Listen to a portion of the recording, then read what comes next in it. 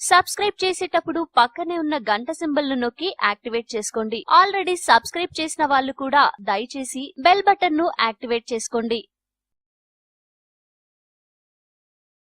నిత్యం తగిన సమయానికి పౌష్టికాహారం తీసుకోవడం, సరైన సమయంలో నిద్రపోవడం ఎంత అవసరమో అలాగే మనం ఆరోగ్యంగా ఉండాలంటే రోజు వ్యాయామం చేయాలి. అలా చేస్తేనే ఎప్పటికీ ఫిట్ గా ఉంటారు. డయాబెటిస్, గుండె జబ్బులు, అధిక బరువు వంటి సమస్యలు రాకుండా ఉంటాయి. ఈ క్రమంలో వయసు పెరుగుతున్నప్పటికీ ఎలాంటి అనారోగ్యాలు దరిచేరవు. అయితే చాలా మందిలో వ్యాయామం పట్ల ఒక అపోహ నెలకొని ఉంది. అదేమిటంటే సాయంత్రం పూట వ్యాయామం చేస్తే ఎలాంటి ఫలితం ఉండదని, కేవలం ఉదయం చేసే వ్యాయామంతోనే ఫలితాలు కలుగుతాయని కొందరు నమ్ముతారు. అయితే ఇందులో ఎంత నిజం ఉంది తెలుసుకుందాం రండి. వ్యాయామం చేయాలనే తపన ఉండాలే గాని అందుకు ఉదయం, మధ్యాహ్నం, సాయంత్రం అని తేడా లేదు. ఎప్పుడైనా ఎవరైనా ఏ సమయంలోనైనా వ్యాయామం చేయవచ్చు.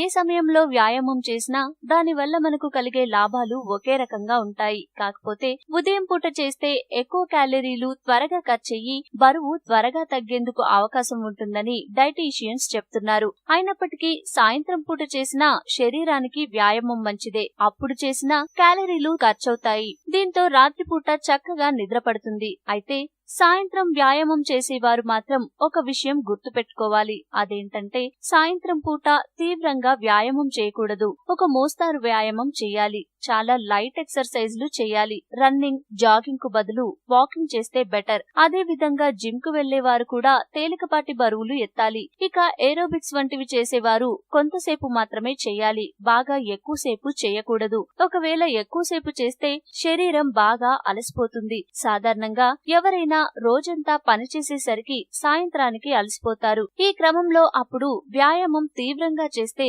దాంతో శరీరం ఇంకా అలసిపోతుంది. దీంతో తర్వాతి రోజు ఒళ్ళు నొప్పులు, జ్వరం వంటి అనారోగ్య లక్షణాలు కనిపించేందుకు అవకాశం ఉంటుంది.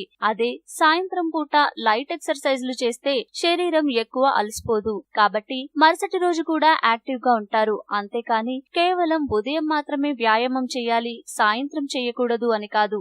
ఎవరైనా ఎప్పుడైనా ఏ సమయంలోనైనా నిరభ్యంతరంగా వ్యాయామం చేయవచ్చు. కాకపోతే ముందే చెప్పాం కదా, ఆ సూచనలు పాటిస్తే చాలు. దీంతో ఎవరైనా ఫిట్నెస్ సాధించవచ్చు.